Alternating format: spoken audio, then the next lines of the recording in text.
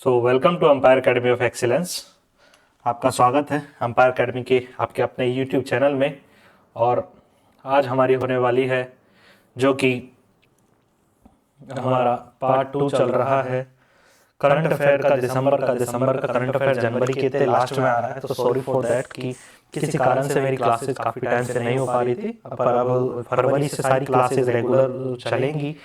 और इसी के साथ ही आज अपन इसको कंप्लीट करते हैं। उसी के साथ ही अपन अब अपना अगला टॉपिक स्टार्ट करेंगे। उसके बाद में जो कि है धुरंधर कैलकुलेशन का, और जनवरी का करंट अफेयर भी बहुत जल्दी आ जाएगा। और साथ में ही अपना जो रीजनिंग का टॉपिक चल रहा है, नया टॉपिक स्टार्ट करेंगे और लगे रहेंगे हम इसको पढ़ाने के लिए। ओके, तो चलिए शुरू करते हैं बिना किसी परेशानी के। अगला क्वेश्चन है आपका पार्ट 1 का 41 क्वेश्चन। विनोद कुमार शुक्ल का निधन हो गया है। विनोद कुमार शुक्ल जी किस क्षेत्र से हैं? और विनोद कुमार शुक्ल जी की बात करेंगे तो ये हिंदी कविता के काफ़ी अच्छे जाने माने लेखक है।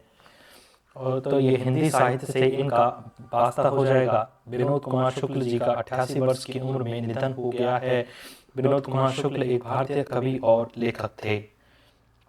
विनोद कुमार शुक्ल जी की बात करेंगे तो ये छत्तीसगढ़ से संबंधित थे। इन्हें ज्ञानपीठ पुरस्कार प्राप्त होने वाले ये पहले व्यक्ति हैं। छत्तीसगढ़ का जो छत्तीसगढ़ से आने वाले हैं जो पहले व्यक्ति है जिन्हें ज्ञानपीठ पुरस्कार दिया गया है। ओके, इन्हें पेन प्रिंटर पुरस्कार और नोबो को अवार्ड जीतने वाले भी पहले भारतीय है।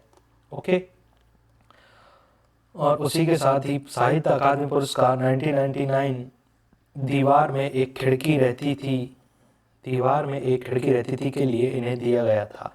तो इम्पोर्टेंट क्या है, साहित्य अकादमी पुरस्कार मिला था इन्हें 1999 में किस अंक की कविता या उस कहानी के लिए? दीवार में एक खिड़की रहती थी, उसके लिए दिया गया था।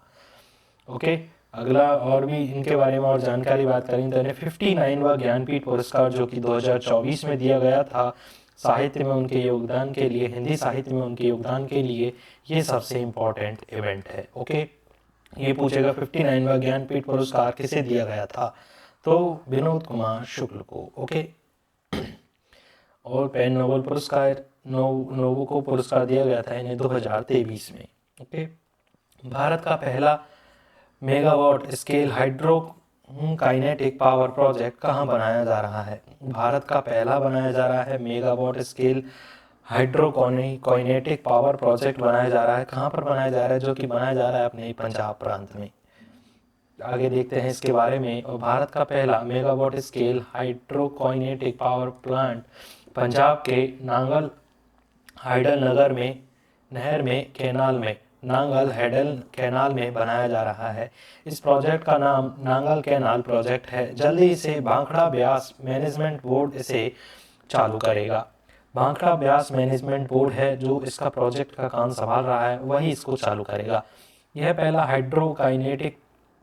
हाइड्रोकाइनेटिक ऊर्जा है, उसी के लिए चलाया जा रहा है। काइनेटिक ऊर्जा को क्या कहते हैं? हाइड्रो मतलब कि वाटर ऊर्जा को काइनेटिक एनर्जी में परिवर्तित करने के लिए इसे प्लांट लगाया जा रहा है। पावर प्रोजेक्ट है जो मेगावाट स्केल पर बनाया जा रहा है।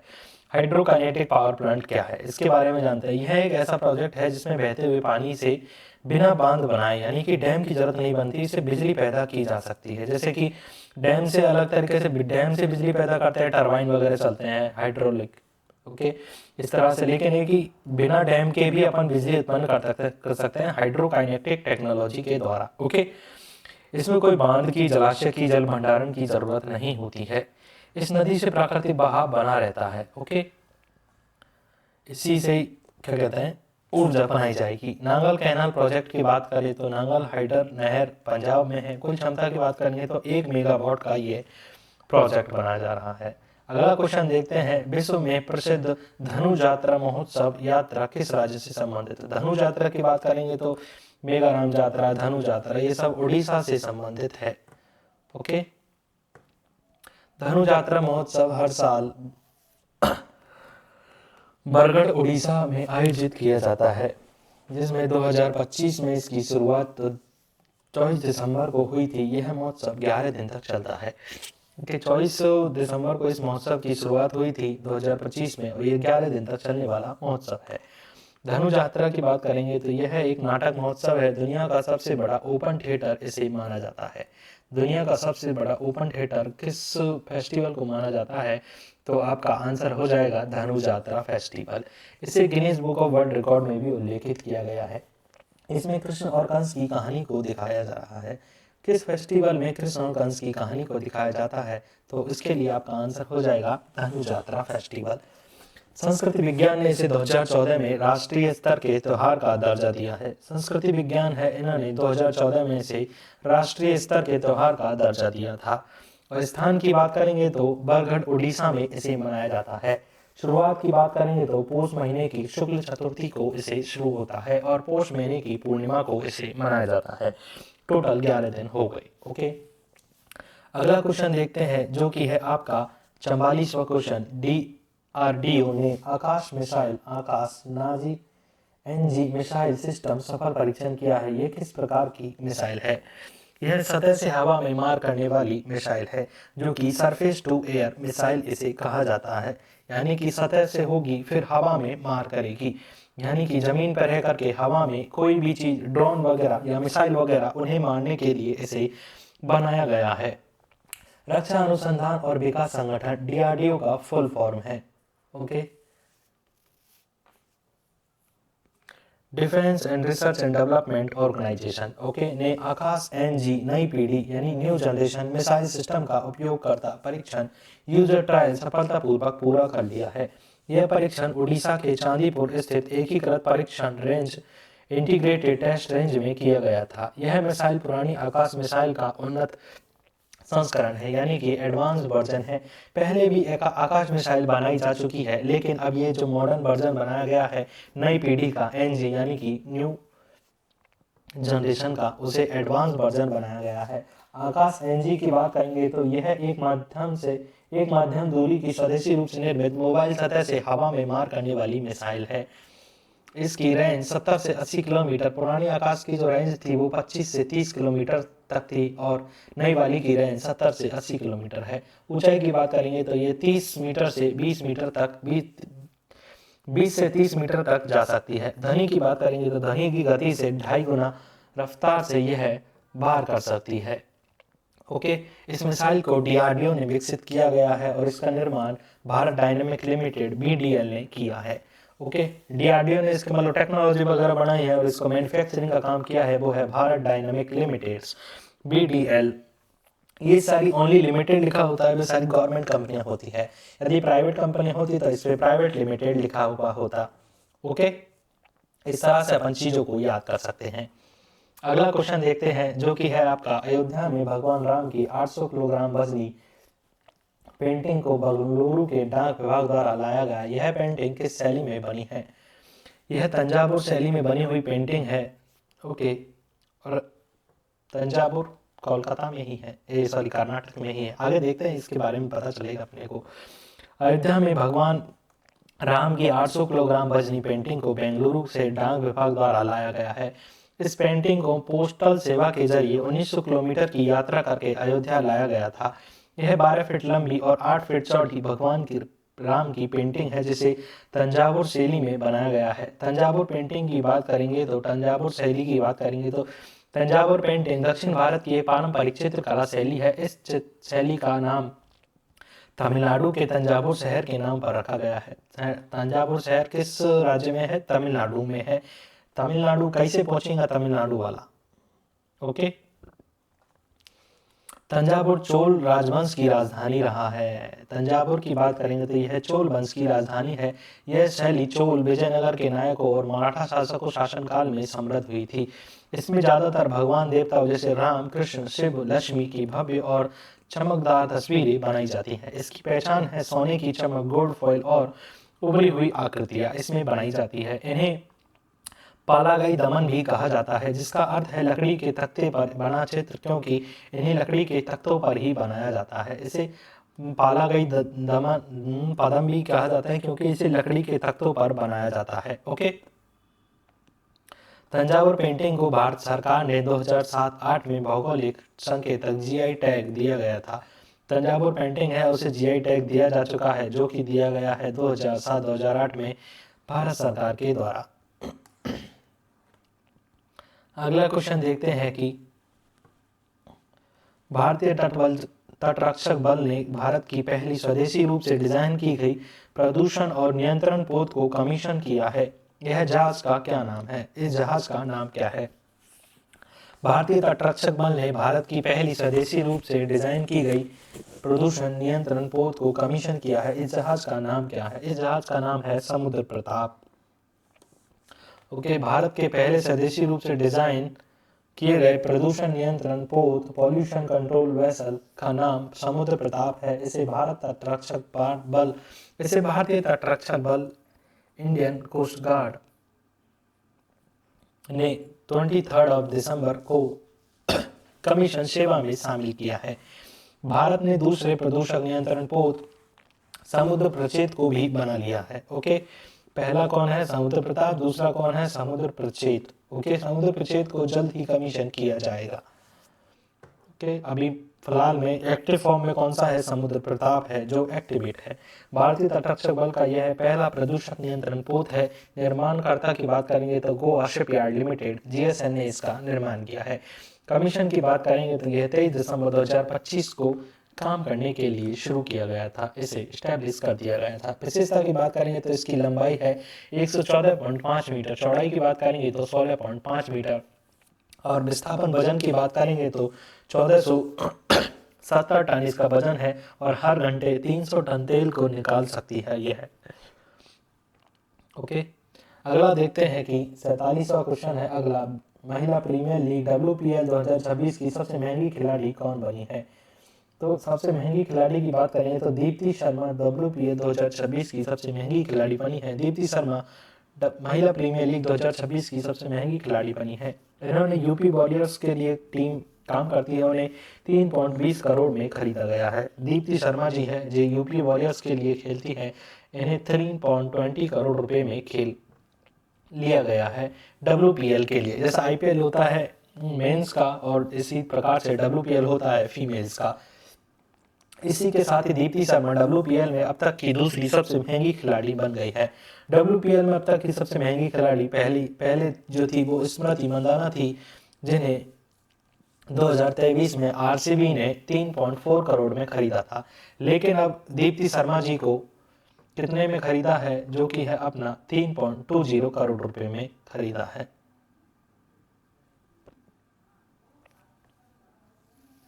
हम मतलब 2026 में जो सबसे महंगी खिलाड़ी है वो है आपकी दीप्ति शर्मा। और सॉरी, मतलब जब से WPL शुरू हुआ है तब से लेकर के अब तक जो सबसे महंगी खिलाड़ी है वो है स्मृति मंदाना, जो कि RCB से खेलती हैं और जिन्हें 2023 में खरीदा गया था 3.4 करोड़ रुपए में। अगर अगली बार जब भी बैटिंग होती है, जो अगला 3.4 करोड़ से ज़्यादा बैटिंग जाती है किसी खिलाड़ी की, महिला खिलाड़ी की, तो वो इस रिकॉर्ड को तोड़ करके नंबर 1 पोजीशन पर आ जाएंगी।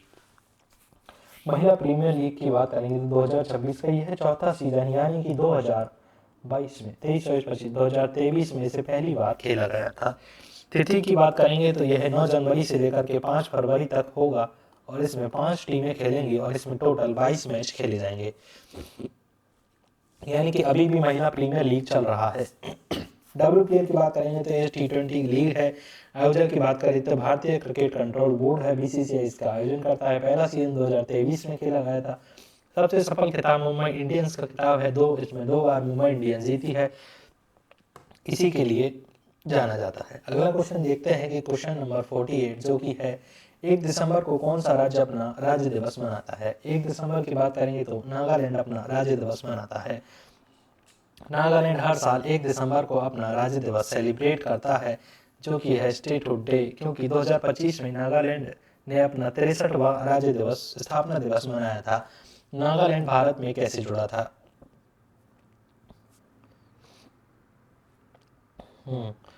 1832 को अंग्रेजों ने नागा हिल्स को असम में जोड़ा था। इसके बाद 1957 में नागा क्षेत्र को मिलाकर Naga hills to Tuensang area जिला बनाया गया था। इसी समय पर नागा नेशनल काउंसिल NNC ने नागालैंड को स्वतंत्रता और स्वायत्तता दिलाने के लिए मांग शुरू कर दी थी।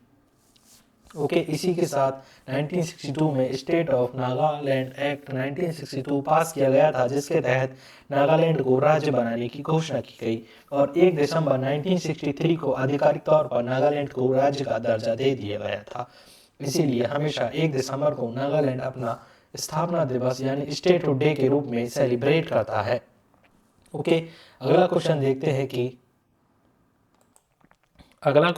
हैं अब अपना फटाफट से। अगला क्वेश्चन है, भारत और मालदीव के बीच सैन्य अभ्यास एक्वेरियन के 14वें संस्करण का आयोजन कहाँ हुआ था?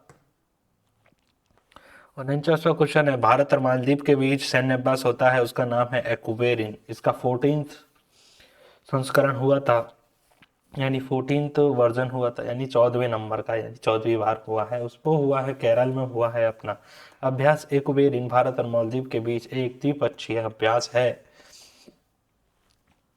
जो कि 2025 में इसका 14वां संस्करण 2 से 15 दिसंबर तक तिरुवनंतपुरम केरल में हुआ था। इस अभ्यास का उद्देश्य दोनों देशों के बीच सैन्य सहयोग को बढ़ावा देना है। इसके तहत जंगल और तटीय क्षेत्रों में उद्ग्राव विरोधी और आतंकवाद विरोधी ऑपरेशन किए गए, ताकि उन सभी से निपटने के लिए तैयारी पहले की जा सके। अभ्यास एक्वेरियन की बात करेंगे तो भारत और मालदीव के बीच होने वाला 3 महत्वपूर्ण अभ्यासों में से एक है। देश की बात करेंगे तो भारत और मालदीव के बीच होता है अभ्यास एक्वेरियन, भारत और मालदीव, बस यही याद रखना है। और हो सके तो ये भी याद रखने ना कि 2025 में इसका 14वां संस्करण हुआ था। ओके, इतना ही याद रखना है, ज़्यादा याद रखने की ज़रूरत है नहीं। उसको ज़्यादा याद रखोगे तो परेशान हो जाओगे आप खुद भी और बीमार हो जाओगे। कोई ज़रूरत नहीं है, जिस चीज़ की अपने को ज़रूरत होती है याद करने की, उस चीज़ को अपन ज़रूर याद करते हैं। जिस चीज़ की ज़रूरत नहीं है उसे याद करने की ज़रूरत नहीं है। अगला क्वेश्चन देखते हैं अपना, जो कि है 18वीं बिहार विधानसभा में चुने गए स्पीकर प्रेम कुमार किस सीट से विधायक बने हैं? तो बिहार का विधानसभा चुनाव हुआ है, उसके स्पीकर चुने गए हैं प्रेम कुमार जी। वो चुने गए हैं गया विधानसभा सीट से एमएलए बने हैं, जो कि है गया विधानसभा सीट से, और उन्हें स्पीकर चुना गया है। ओके, दिसंबर 2025 में गया बिहार विधानसभा के स्पीकर के चुनाव किए गए थे। इन्होंने प्रेम कुमार को सर्वसम्मति से बिहार का विधानसभा स्पीकर चुना गया था। इसमें एनडीए की सरकार बनी थी, जिसमें थे बीजेपी और जेडीयू, जनता दल यूनाइटेड, और चिराग पासवान जी की है ना एक आरएलपी जाना आरजेपी, इस तरह से पासवान जी की। ओके, और एक और भी थी शायद, तीनों चारों ने मिलकर के बनाया था। एनडीए जीती थी, मतलब काफ़ी अच्छी सीटें आई थी उन्हें। और इसमें चीफ मिनिस्टर बने थे अपने, कौन बने थे, क्या नाम है उनका, अरे नीतीश बाबू, नीतीश जी। ओके, भारतीय राजनेता है प्रेम कुमार जी, गया बिहार से संबंधित है, गया में 9वीं बार विधायक बने हैं। ओके, गया से 9वीं बार विधायक बने, देखो कितने टाइम से, यानी कि 9 पंजे 45 साल से तो बंदा विधायक बन रहा है। बिहार विधानसभा में के 18वें स्पीकर बने हैं, और इससे पहले वे सहकारिता, पर्यावरण और वन और कृषि शहरी विकास मंत्रालय संभाल चुके हैं। बिहार चुनाव के परिणाम की बात करेंगे तो 243 कुल सीटें थी, एनडीए को मिली थी 202 सीटें। एनडीए के पास देखो 4 सीटें, 4 पार्टी थी।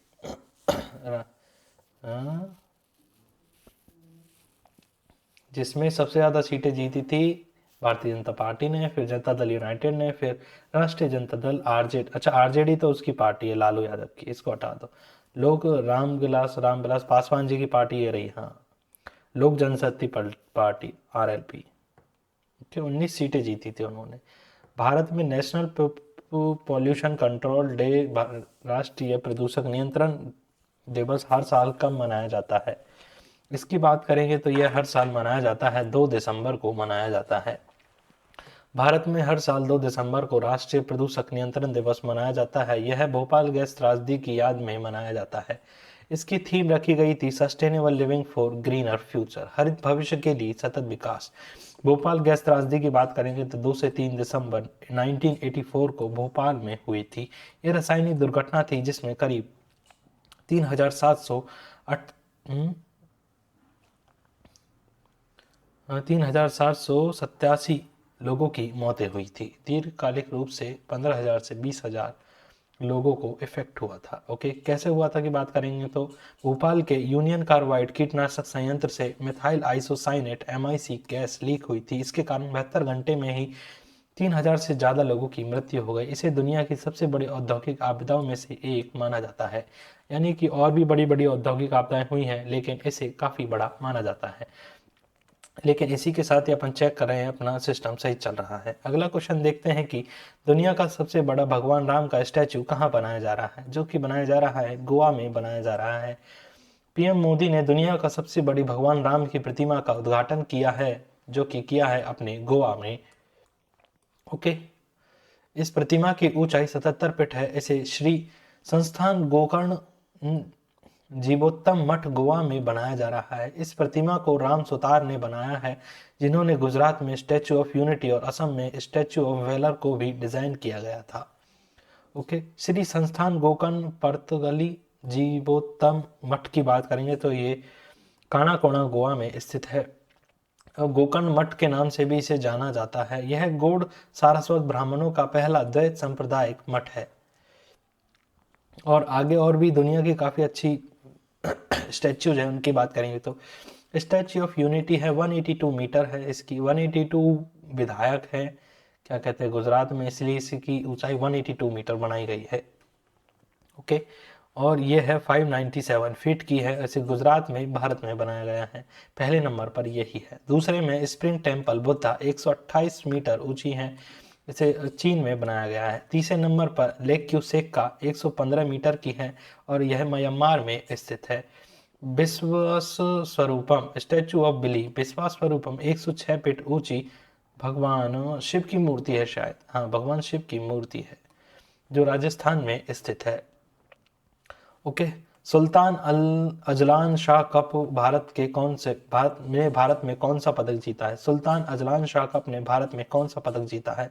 सुल्तान अजलान शाह कप की बात करेंगे तो ये इसमें रजत पदक जीता है। 2025 में सुल्तान अजलान शाह कप का आयोजन 23 से 30 नवंबर को मलेशिया में किया गया था। मलेशिया में इसका आयोजन हुआ था। यह हॉकी टूर्नामेंट है। ओके, यह भारत में रजत पदक जीता है, बेल्जियम ने उसमें स्वर्ण पदक जीता है। चैंपियंस की बात करेंगे तो बेल्जियम उपविजेता भारत और तृतीय विजेता यानी कि सिल्वर और ब्रॉन्ज मेडल जीता है न्यूजीलैंड ने। सुल्तान अजलान शाह कप की बात करेंगे तो यह इंटरनेशनल हॉकी टूर्नामेंट है। इसमें 6 टीमें भाग लेती थी। मेजबान देश जिसने मेजबानी की थी, जहां पर यह हुए थे, मलेशिया में हुए थे। 2025 में इसका 31वां संस्करण हुआ था, यानी कि पहली बार हुए थे ये 1983 को। सर्वाधिक खिताब ऑस्ट्रेलिया ने जीता है, 10 बार इसका खिताब जीता है ऑस्ट्रेलिया ने। अगला क्वेश्चन देखते हैं, जो कि है 54वां question. World athlete of the year 2025 में किसे चुना गया है? ओके, और आर्मांड डुप्लांटिस और सिडनी मैक्लॉगलिन लेब्रॉन को world athlete of the year चुना गया है। वर्ल्ड एथलेटिक्स ने वर्ल्ड एथलेटिक्स अवार्ड 2025 जारी किए गए हैं। इन पुरस्कारों में कई सारी श्रेणियों में पुरस्कार दिए जाते हैं। इसमें से महत्वपूर्ण पुरस्कार जो दिए जाते हैं वो प्रसिद्ध पुरस्कार एथलीट ऑफ द ईयर को दिए जाते हैं।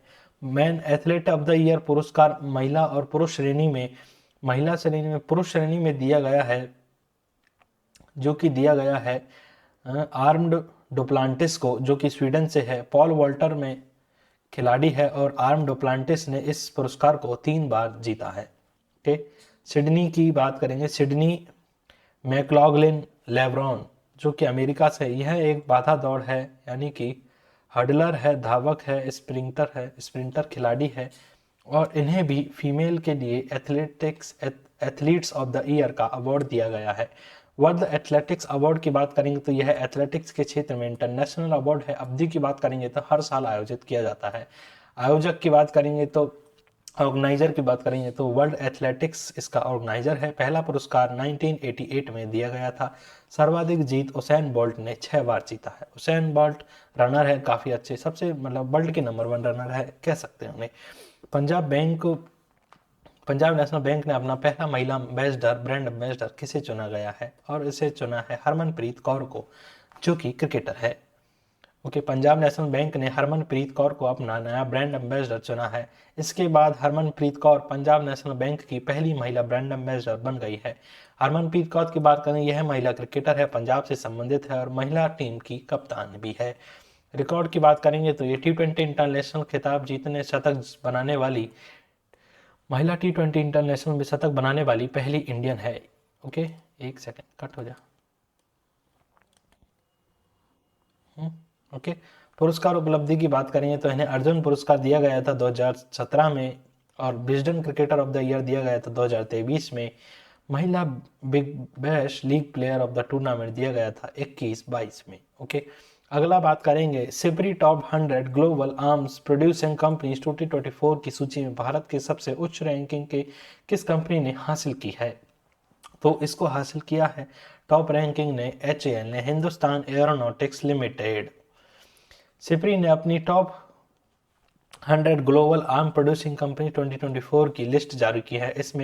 इस सूची में दुनिया के हथियार निर्माण, वेपन मैन्युफैक्चरिंग और सैन्य सेवाएं, मिलिट्री सर्विसेज देने वाली कंपनियों को रैंकिंग दी जाती है। इसमें भारत की 3 कंपनियों ने टॉप 100 में जगह बनाई है। कंपनियों की रैंकिंग की बात करेंगे तो हिंदुस्तान एरोनॉटिक्स लिमिटेड HAL ने 44वीं रैंक हासिल की है, जो कि वर्ल्ड में है। ओके, दूसरे पर भारत इलेक्ट्रिक्स ने BEL ने 58वीं रैंक हासिल की है। तीसरे पर Mazagon dockyard shipyard limit ship builders ने MDL ने 91वीं रैंक हासिल की है। टॉप 3 रैंकिंग की बात करेंगे तो ये अमेरिका की तीनों कंपनी है, जो कि है लॉकहीड मार्टिन कॉर्प और RTX ने सेकंड नंबर पर है, और नॉर्थरॉप ग्रमन कॉर्प जो कि तीसरे नंबर पर है। टॉप तीनों कंपनी अमेरिका की हैं और इन्हें अवार्ड दिया गया है, यानी कि रैंकिंग दी जाती है, अवार्ड तो किसी प्रकार का कोई है नहीं। और सिपरी की बात करेंगे तो Stockholm international peace research institute इसका फुल नेम है। यह एक अंतर्राष्ट्रीय संस्थान है, कार्य सैन्य हथियार रक्षा के क्षेत्र में विश्लेषण करने का काम करती है। और इससे अगर गठन की बात करेंगे तो 1966 में इसका गठन हुआ था। मुख्यालय की बात करेंगे तो स्टॉकहोम स्वीडन में इसका मुख्यालय है। भारत ने दिसंबर 2025 में रेलोस एग्रीमेंट किस देश के साथ साझा किया है। रेलोस एग्रीमेंट की बात करेंगे तो यह रूस के साथ साझा किया है। रेलोस एग्रीमेंट की बात करेंगे तो रूस ने भारत के साथ किए गए reciprocal exchange of logistic agreement रेसोल समझौते को मंजूरी दी है। रेसोल समझौता क्या है? यह दो देशों के बीच एक सैन्य रक्षा समझौता है, मिलिट्री लॉजिस्टिक एग्रीमेंट होता है। इस समझौते से दो देश एक दूसरे की सैन्य सुविधाओं का उपयोग को ईंधन भरने, रिफ्यूलिंग, मरम्मत करने और आपूर्ति, सप्लाइंग और वर्थिंग, जहाजों को पार करना और रखरखाव के लिए कर सकते हैं। ओके, सैन्य सुविधा का यानी कि इंडिया है जो रशिया की सैन्य सुविधाओं का उपयोग कर सकता है और रशिया इंडिया की सैन्य सुविधाओं का उपयोग कर सकता है जब जरूरत पड़ेगी। तो इसमें फायदे की बात करेंगे तो भारत और रूस के सैन्य और नौसेना के वायु ठिकानों में कभी कभी उपयोग कर सकता है, और आर्कटिक प्रशांत महासागर में भी भारत का प्रभाव बढ़ेगा। ओके, क्योंकि आर्कटिक और प्रशांत महासागर की जो लगा हुआ है वो रूस के साथ लगा हुआ है। जो अपन रूस के चीज़ों को यूज कर सकते हैं तो अपन वहाँ पे अपन काम कर सकते हैं। भारत और रूस के बीच यह रक्षा समझौता और ज़्यादा सपोर्ट को बढ़ावा देगा। अगला क्वेश्चन की बात करेंगे तो विश्व मृदा दिवस कब मनाया जाता है? इसकी थीम क्या है? हर साल 5 दिसंबर को वर्ल्ड सॉइल डे मनाया जाता है, और इसकी इस साल की थीम रखी गई है healthy soil for healthy cities. Okay, healthy soil for healthy cities इसकी थीम रखी गई है। हर साल 5 दिसंबर को विश्व मृदा दिवस के रूप में मनाया जाता है। इस दिवस का उद्देश्य मनुष्यों के लिए मृदा का महत्व को बताना और सॉइल इरोजन को कम करना है। इस दिवस की स्थापना संयुक्त राष्ट्र के द्वारा 2013 में की गई थी, और पहली बार इसे 5 दिसंबर 2014 को मनाया गया था। 2025 की थीम की बात करेंगे तो healthy soil for healthy city, यानी कि स्वस्थ शहरों के लिए स्वस्थ मिट्टी रखा गया है। 4 दिसंबर को अंतर्राष्ट्रीय बैंक दिवस और इंटरनेशनल चीता डे मनाया जाता है। अगला क्वेश्चन देखते हैं 59 बार किस संस्थान ने यूपीआई को विश्व का सबसे बड़ा खुदरा रिटेल फास्ट पेमेंट सिस्टम घोषित किया है? तो बात करेंगे IMF, इंटरनेशनल मॉनेटरी फंड, अंतर्राष्ट्रीय मुद्रा कोष ने यूपीआई को दुनिया का सबसे बड़ा खुदरा fast payment system, retail fast payment system घोषित किया है। इसकी घोषणा IMF ने अपनी report growing retail digital payment the value of interoperability में की है। दुनिया की जितने भी रिटेल पेमेंट सिस्टम होते हैं, इनमें लगभग 49% भारत के यूपीआई से ही किए जाते हैं। यूनिफाइड पेमेंट इंटरफेस, यूपीआई की बात करेंगे तो ये भारत का एक भुगतान तंत्र है, पेमेंट सिस्टम है। विकासकर्ता की बात करेंगे तो एनपीसीआई, भारतीय राष्ट्रीय भुगतान निगम ने इसे विकास किया था। यानी लॉन्च की बात करेंगे तो अप्रैल 2016 में पायलट प्रोजेक्ट के रूप में इसे लॉन्च किया गया था। लॉन्चकर्ता की बात करेंगे तो आरबीआई के पूर्व गवर्नर रघुराम राजन ने इसे लॉन्च किया था। अगला क्वेश्चन देखते हैं, जो कि है आपका 60वां क्वेश्चन, जो कि किस राज्य को नीति आयोग द्वारा जिंजर कैपिटल ऑफ इंडिया, अदरक की राजधानी कहा जाता है। जिंजर कैपिटल की बात करेंगे तो मिजोरम को जिंजर कैपिटल कहा जाता है। 2025 में मिजोरम को भारत का जिंजर कैपिटल घोषित किया गया है और यह घोषणा नीति आयोग के द्वारा की गई थी। मिजोरम को यह टैग उच्च गुणवत्ता और जैविक अदरक के उत्पादन को बढ़ावा देने के लिए दिया गया है। भारत का सबसे ज्यादा अदरक का उत्पादन वैसे मध्य प्रदेश में होता है, लेकिन वहां पर क्वालिटी को लेकर के इसीलिए उसे मिजोरम को दिया गया है। ओके, ये भी याद करना नहीं है। फर्स्ट रैंकिंग की बात करेंगे तो सबसे ज्यादा उत्पादक करने वाले राज्यों में 22% आएगा अपना मध्य प्रदेश, दूसरे पे आता है कर्नाटक, तीसरे पे आता है उड़ीसा। जिंजर गार्लिक पेस्ट, समझ रहे हो ना। अगला क्वेश्चन देखते हैं, जो कि है अंतर्राष्ट्रीय मानवाधिकार दिवस 2025 की थीम क्या है। Dignity and freedom for all and stand for human right और human rights our everyday essential. Okay, अंतर्राष्ट्रीय मानवाधिकार दिवस मनाया गया है, जिसकी थीम रखी गई है 2025 के लिए, जो रखी गई है human rights our everyday essential. Okay, हर साल 10 दिसंबर को मानवाधिकार दिवस मनाया जाता है, ह्यूमन राइट्स डे मनाया जाता है। इस दिवस का उद्देश्य मानवाधिकारों के बारे में जागरूकता बढ़ाना है। इस दिवस को मानवाधिकारों की सार्वभौमिक घोषणा उधार की याद में मनाया जाता है। उधार को 10 दिसंबर 1948 को अडॉप्ट किया गया था। UDAR उधार, मानवाधिकारों की सार्वभौमिक घोषणा। ओके, इसकी थीम थी 2025 की human rights our everyday essential, मानवाधिकार हमारी रोजमर्रा की जरूरतें। मानवाधिकार की घोषणा की सार्वभौमिक घोषणा की बात करेंगे तो यह एक अंतर्राष्ट्रीय दस्तावेज है जिसे संयुक्त राष्ट्र महासभा UN जनरल असेंबली ने अपनाया है। इस दस्तावेज में सभी लोगों को अधिकारों और स्वतंत्र के बारे में बताया गया है। इसे उस समय के संयुक्त राष्ट्र के 58 सदस्यों में से 48 सदस्यों ने वोट करके अपनाया गया था। इन 48 सदस्यों में भारत भी एक सदस्य था। अपनाया गया 10 दिसंबर 1948 को अपनाया गया था, इसीलिए अंतर्राष्ट्रीय ह्यूमन राइट डे 10 दिसंबर को मनाया जाता है। अगला क्वेश्चन की बात करेंगे तो दुनिया के सबसे ऊंचे वॉर मेमोरियल युद्ध स्मारक का उद्घाटन कहाँ किया गया है। तो उसकी बात करेंगे तो वो किया गया है अपने लद्दाख में किया गया है। लद्दाख में 8 दिसंबर को रक्षा मंत्री राजनाथ सिंह जी ने गलवान घाटी युद्ध स्मारक, गलवान वॉर मेमोरियल का उद्घाटन किया है। यह दुनिया का सबसे ऊंचा युद्ध स्मारक है, जो 14,500 फीट की ऊंचाई पर लेह लद्दाख में बनाया गया है। यह युद्ध स्मारक 2020 में हुए गलवान संघर्ष में शहीदों के सम्मान में बनाया गया है। यानी कि गलवान घाटी में जो संघर्ष वगैरह हुआ था, जिसके लिए मूवी भी आ रही है अपने, उसकी क्या नाम है, क्या नाम बड़े भाई साहब का, सलमान भाई की, सलमान सर की मूवी भी आ रही है, उसी के साथ ही उसे बनाया गया है कि गलवान के बारे में मूवी भी आ रही है। तो चीनियों के साथ संघर्ष वगैरह हो गया था, इसमें कुछ भारतीय सैनिकों की जान चली गई थी, उसमें कुछ चाइना के सैनिकों को भी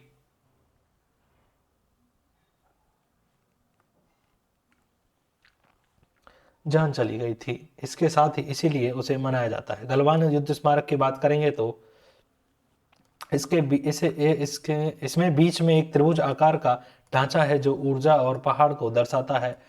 युद्ध स्मारक की इस ढांचे को चारों तरफ 20 सैनिक की कांस्य प्रतिमाएं, ब्रॉन्ज मेडल बनाए गए जो गलवान संघर्ष में शहीद हुए थे। गलवान संघर्ष की बातें करेंगे थे और 20 भारतीय सैनिक इसमें गलवान घाटी लद्दाख में 2020 में क्लैश हो गया था। भारत की सेनाएं और चीन की सेनाएं एक दूसरे के आसपास आ गई, एकदम पास में आ गई थी, भिड़ गए थे, और इसमें 20 भारतीय सैनिक और 4 चीनी सैनिक आधिकारिक तौर पर डेथ हो गई थी।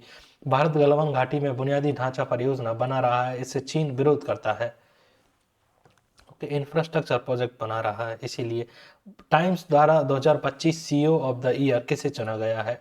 टाइम्स मैगजीन में नील मोहन को, जो कि है आपके सीईओ, यूट्यूब के सीईओ है नील मोहन जी, इन्हें टाइम्स पत्रिका द्वारा, टाइम्स मैगजीन द्वारा 2025 में सीईओ ऑफ द ईयर चुना गया है। नील मोहन यूट्यूब के सीईओ है, जो भारतीय मूल के अमेरिकी हैं। 2023 में यूट्यूब के सीईओ बने थे। Times CEO of the year यह अंतर्राष्ट्रीय पुरस्कार है जो टाइम्स पत्रिका द्वारा दिया जाता है। दुनिया के सर्वश्रेष्ठ सीईओ को दिया जाता है। अवधि की बात करेंगे तो यह पुरस्कार हर साल दिया जाता है। टाइम्स की बात करेंगे तो ये अमेरिका की समाचार पत्र है, पत्रिका है, जो शुरुआत 1923 में हुई थी। मुख्यालय की बात करेंगे तो न्यूयॉर्क, अमेरिका में इसका मुख्यालय है। ISSF वर्ल्ड कप 2025 की समग्र मेडल टैली में, ओवरऑल मेडल टैली में भारत की रैंक क्या है? ISSF की मेडल टैली में भारत की रैंक दूसरी है। ISSF वर्ल्ड कप 2025 फाइनल का आयोजन 4 से 9 दिसंबर 2 कतर में हुआ था। इसमें फाइनल में भारत ने 6 पदक जीते, जिसमें 2 स्वर्ण पदक, 3 रजत पदक और 1 कांस्य पदक शामिल है। और फाइनल खत्म होने के बाद इस फाइनल सीरीज मेडल टैली जारी की गई, जिसमें मेडल टैली में भारत ने कुल 28 पदक जीतकर दूसरा स्थान प्राप्त किया है। पहले स्थान पर रहा है अपना चीन, दूसरे स्थान पर भारत, तीसरे स्थान पर अमेरिका रहा है। ISSF वर्ल्ड कप की बात करेंगे तो यह एक शूटिंग टूर्नामेंट है, शूटिंग कंपटीशन है। 2025 में इसका 40वां संस्करण हुआ था। इस 5 फेजों में इसका फाइनल रूप हुआ था। पहला संस्करण हुआ था 1 अप्रैल को, फिर 9 दिसंबर तक चला था। ये शुरुआत की बात करेंगे तो 1986 में इसकी शुरुआत हुई थी। और आयोजक की बात, ऑर्गेनाइजर की बात करेंगे तो international shooting sport federation, ISSF इसका फुल फॉर्म है। ओके, अगला क्वेश्चन देखते हैं अपना, जो कि है अपना आर्टन कैपिटल द्वारा जारी पासपोर्ट इंडेक्स 2025 में भारत की रैंक क्या है? साला पासपोर्ट की रैंकिंग ही जारी करते हैं, कोई जरूरत नहीं है इसे याद करने की। हेनले पासपोर्ट ही बहुत है।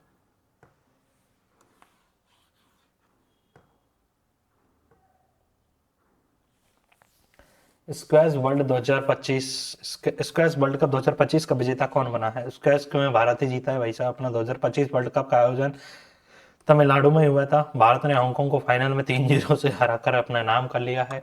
इससे भारत से जीतने वाला पहला एशियाई देश बन गया है। ये पहली बार है जब भारत में इसकी प्रतियोगिता हुई थी। चैंपियंस की बात करेंगे तो भारत विजेता, हांगकांग तीसरा, मिस्र और जापान इसके 3rd नंबर पर है। स्क्वैश की बात करेंगे, स्क्वैश वर्ल्ड कप की बात करेंगे तो ये 14 दिसंबर तक हुआ था। चेन्नई, तमिलनाडु में भारत ने लगातार तीसरी बार होस्ट किया है। टीम की 12 टीमें हैं, 5वां संस्करण हुआ। स्क्वैश वर्ल्ड कप की बात करेंगे तो स्क्वैश एक मिश्रित अंतर्राष्ट्रीय प्रतियोगिता है। मिश्रित टीमें में खेला जाता है, यानी कि मिक्स टीमें रहती है, कोई स्पेशल वो नहीं रहती कि इस देश की, इस देश की, इस देश की है। वो किसी भी देश से ला करके अपनी टीम बना सकते हैं। पहला संस्करण 1996 में हुआ था।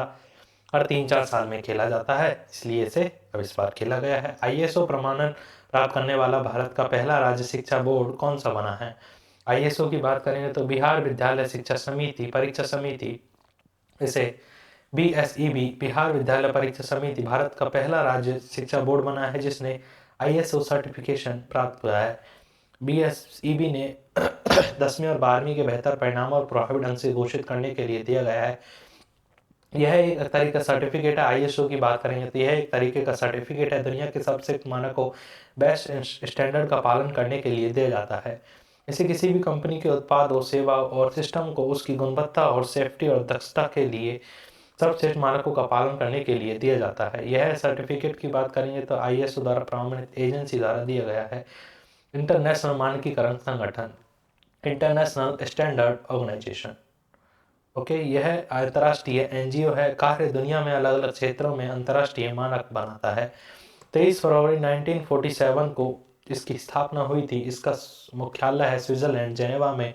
इसके सदस्यों की संख्या 270 है। अध्यक्ष की बात करेंगे तो सोंग हांग चोंग, जो दक्षिण कोरिया से, साउथ कोरिया से उसके संस्थापक है, अध्यक्ष है, सॉरी। अभी संस्थापक मतलब कि सारे देश साथ मिलकर के इसे ऑर्गेनाइजेशन को बनाते हैं, चलाते हैं, और इसे अभी के लिए चला रहे हैं दक्षिण कोरिया के। जी, अगला क्वेश्चन देखते हैं कि भारत और संयुक्त अरब अमीरात के बीच डेजर्ट साइक्लोन की जब भी बात आए तो यूएई और भारत की बात आएगी।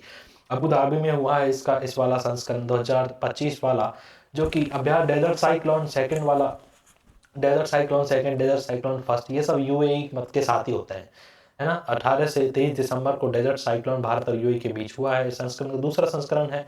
भारत में 45 सैनिकों ने भाग लिया है। इसका उद्देश्य दोनों देशों के बीच सहयोग को बढ़ावा देना है। डेजर्ट साइक्लोन की बात करेंगे तो भारत और यूएई के बीच होता है। इस प्रकार का सैन्य अभ्यास है। शुरुआत 2024 में थी। पिछला संस्करण 2024 में भारत महाजन फील्ड रेंज राजस्थान में हुआ था। यानी इस तरह से देखो, एक बार इंडिया में होगा, फिर एक बार यूएई में होगा, फिर इंडिया में होगा, अगली साल 2026 में होगा वो इंडिया में होगा, 2026 में होगा वो इंडिया में होगा, फिर अगली बार होगा वो यूएई में हो जाएगा। ओके, इस तरह से होता है। ज़्यादातर जितने भी सैन्य अभ्यास होते हैं वो एक बार यहाँ पर, एक बार वहाँ पर, एक बार तो डबल होते हैं। डबल जैसे 4 देशों का है तो फिर एक बार इस देश में, एक बार इस देश में, एक बार इस देश में, एक बार इस देश में, इस तरह से होता है। 2025 में WTA player of the year किसने जीता है? आर्यना सावलंका ने जीता है, बैडमिंटन। 2025 का WTA player of the year का पुरस्कार आर्यना सावलंका बेलारूस की खिलाड़ी है। इन्होंने टेनिस के लिए वुमेन टेनिस एसोसिएशन के द्वारा एक सीजन में सर्वश्रेष्ठ प्रदर्शन के लिए जीता है। 2025 वुमेन टेनिस अवार्ड एसोसिएशन ने प्लेयर ऑफ द सीरीज के लिए आर्यना सावलेंका को दिया है। WTA अवार्ड की बात करेंगे तो विमेन टेनिस के अंतर्राष्ट्रीय पुरस्कार है। यह अवार्ड सीजन में सर्वश्रेष्ठ प्रदर्शन करने वाले को दिया जाता है। किसके द्वारा शुरू किया गया? तो महिला टेनिस संघ के द्वारा इसे शुरू किया गया था। 1977 में शुरू किया गया था। अगला क्वेश्चन देखते हैं। झारखंड ने अपना किस टीम को हरा करके सैयद मुश्ताक अली ट्रॉफी अपने नाम की है? हरियाणा को हराया था, जिसमें सैयद मुश्ताक अली ट्रॉफी है ना। और इसमें पहला विजेता कौन बना है? विनर बना है अपना झारखंड JH, और रनर अप रहा है इसका हरियाणा। इसके अलावा और कुछ भी नहीं पूछा जाएगा इसमें। ओके, मुश्ताक अली ट्रॉफी के बारे में कोई जानकारी लेने की कोई ज़रूरत नहीं है। घरेलू T20 वर्ल्ड क्रिकेट है जो कि काफ़ी सालों से हो रहा है। चर्चित हैनन द्वीप किस देश का हिस्सा है? चीन का हिस्सा है हैनन द्वीप। बस इतना ही याद करना है इसे, और ज़्यादा याद रखने की जरूरत नहीं है। हैनन द्वीप की एक चीज याद रख लेना, हैनन द्वीप दुनिया का सबसे बड़ा मुफ्त व्यापार बंदरगाह है, मुफ्त ट्रेड पोर्ट है। यानी कि यहाँ पर ट्रेड करते हैं इस पोर्ट से तो आपको ज़्यादा मतलब कि पैसे लगते नहीं हैं। फ्री ट्रेड एग्रीमेंट के तहत इसे चलाया जाता है। ओके, और जानने की क्या ज़रूरत है इसमें? और तो कोई जानने की ज़रूरत है भी नहीं, छोड़ो इसको। अगला क्वेश्चन देखते हैं। बढ़िया सा। 2025 में फीफा अरब कप का खिताब किसने जीता है? वो जीता है मोरक्को ने जीता है। मोरक्को 2025 में फीफा अरब कप का आयोजन 1 से 18 दिसंबर तक कतर में किया गया था। ओके, फीफा अरब यानी फुटबॉल का कप है। मोरक्को में जॉर्डन को 2-3 से हरा करके इसका अपना खिताब जीता है। 2025 फीफा अरब कप। इसमें मेजबान की बात करेंगे तो कतर में आयोजित हुआ था। उपविजेता जॉर्डन हुआ था। तीसरा स्थान सऊदी अरब और यूएई का रहा था। फीफा अरब कप की अरब देशों की एक अंतर्राष्ट्रीय फुटबॉल टूर्नामेंट है। जो गल्फ कंट्रीज है उनकी एक फुटबॉल टूर्नामेंट है जिसे हर 4 साल में खेला जाता है। आयोजक की बात करेंगे तो एक फीफा द्वारा ही किया जाता है। 16 टीमें इसमें खेलती हैं और इसे आयोजित किया जाता है। अगला क्वेश्चन देखते हैं। एसएसबी ने अपना 62वां स्थापना दिवस मनाया है। एसएसबी की स्थापना कब हुई थी? स्थापना की बात करेंगे तो 20 दिसंबर 1963 को इसकी स्थापना हुई थी। एसएसबी सशस्त्र सीमा बल, सशस्त्र सीमा बल, ये यही इसकी फुल फॉर्म है। एसएसबी 20 दिसंबर को अपना 62वां स्थापना दिवस मनाया था। एसएसबी की स्थापना 20 दिसंबर 1963 को की गई थी। एसएसबी की बात करेंगे तो ये इंपॉर्टेंट है, इसको याद रखना है ना। एसएसबी 20 दिसंबर 1963, यह भारत की केंद्रीय CRPF है, सेंट्रल आर्म पुलिस फोर्स है। इसका कार्य नेपाल और भूटान से लगी हुई सीमाओं की सुरक्षा करना है। नेपाल और भूटान की सीमाओं की सुरक्षा के लिए कौन सी सीआरपीएफ का यूज किया जाता है, सीएपीएफ का, तो वो आएगा आपका आंसर एसएसबी, सशस्त्र सीमा बल। होम मिनिस्ट्री के अंदर आती है ये। 20 दिसंबर 1963 को इसका स्टैब्लिशमेंट हुआ था और हेडक्वार्टर की बात करेंगे तो नई दिल्ली में इसका हेडक्वार्टर है और इसके महानिदेशक की बात करेंगे तो संजय सिंघल जी इसके आईपीएस है जो इसके महानिदेशक है। अगला क्वेश्चन देखते हैं। अगला क्वेश्चन है आपका 2025 में टर्नर प्राइज किसने जीता है, तो नोनेना कालू ने इसका टर्नर प्राइज जीता है। नोनेना कालू को इसको 2025 के लिए टर्नर प्राइज दिया गया है। नोनेना कालू की बात करेंगे तो टर्नर प्राइज छोड़ो, इसको कोई मतलब नहीं है। टर्नर सिंड्रोम जरूर याद कर लेना, आपको बायोलॉजी में आता है। ओके, ये है जीन जेनेटिकल डिजीज है टर्नर सिंड्रोम, याद कर लेना, देखो याद से, है ना, टर्नर सिंड्रोम। हटाओ इस टर्नर वर्नर को। अगला क्वेश्चन देखते हैं। 2025 में एशियन यूरा पैरा एथलेटिक्स गेम की फाइनल मेडल टैली में भारत की कौन सी रैंक रही थी। 2025 के Asian youth para Olympic games हुए थे, जिसमें भारत की रैंक की बात करेंगे तो भारत को 7वां स्थान मिला है। और इसके अलावा मेरे को लगता नहीं कुछ, भारत ने कुल 102 पदक जीते, इसमें 38 स्वर्ण, रजत, कांस्य पदक वगैरह ये सारे हैं, पर एक इसका 7वां स्थान रहा है। बस यही आपको पूछा जाएगा और किसी चीज को याद करने की जरूरत नहीं है। लास्ट क्वेश्चन देखते हैं अब अपना, जो कि होने वाला है पहली बार आयोजित खेलो इंडिया ट्राइबल्स गेम KITG का मैस्कॉट शुभंकर क्या रहा है। मोरबीर इसका शुभंकर रखा गया है। खेलो इंडिया ट्राइबल गेम 2026 का आयोजन 14 फरवरी से बिलासपुर छत्तीसगढ़ में किया जाएगा। पहली बार खेला जाएगा, यानी 14 फरवरी से शुरू होंगे ये, बिलासपुर छत्तीसगढ़ में खेले जाएंगे अभी, यानी फरवरी के महीने में 2026 में शुरू करे जाएंगे। ओके, इसका उद्देश्य जनजातीय क्षेत्रों में खेलों को बढ़ावा देना है। इसे युवा मामले और खेल मंत्रालय के द्वारा आयोजित किया जाएगा। शुभंकर मैस्कोट की बात करेंगे तो इसका मैस्कोट रखा जाएगा मोरबीर, और मोर का मतलब है मेरा और वीर का मतलब है साहस, और इसके लिए इसका मैस्कोट रखा जाएगा मोरबीर, यानी कि मेरा साहस।